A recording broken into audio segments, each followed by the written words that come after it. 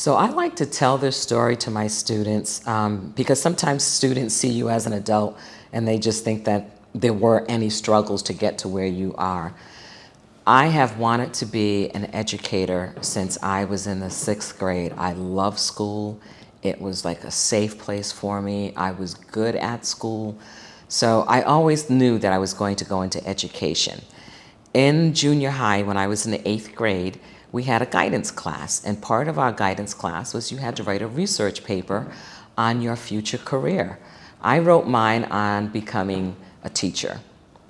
Received an A on the paper. I was like so happy, took my little A home and showed it to my mom.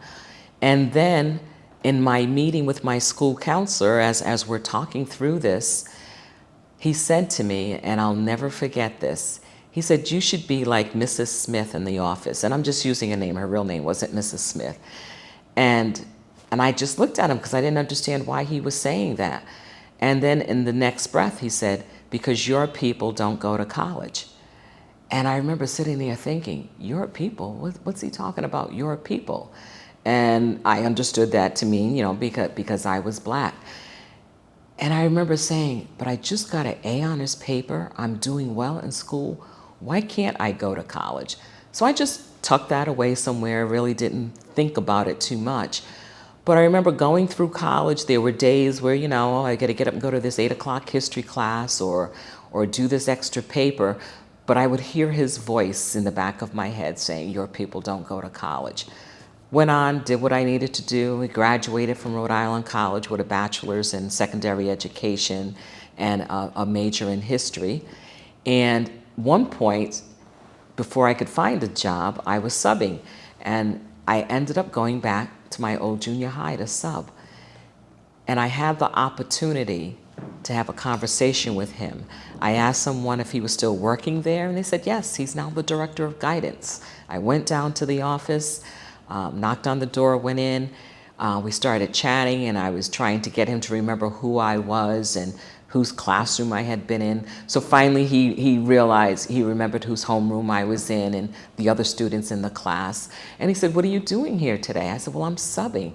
And I said, I'm a teacher. And I said, and I owe it all to you.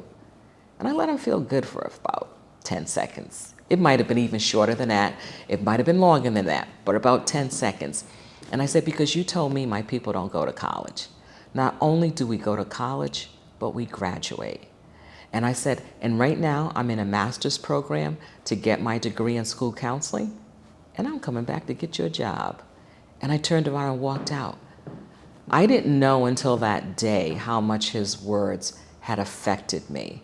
But from that time on, and probably from the time he told me that, it's become a mission of mine to make sure that students don't have those kind of barriers, that they don't have someone telling them what they can and cannot do within reason. So yes, you want to do this particular career and it doesn't look like a straight pathway to it. So let's figure out how you can get there. But I never want another student to hear an adult that they trust, an adult who is supposed to be there to support them, telling them that they can't do something. Every student deserves a champion.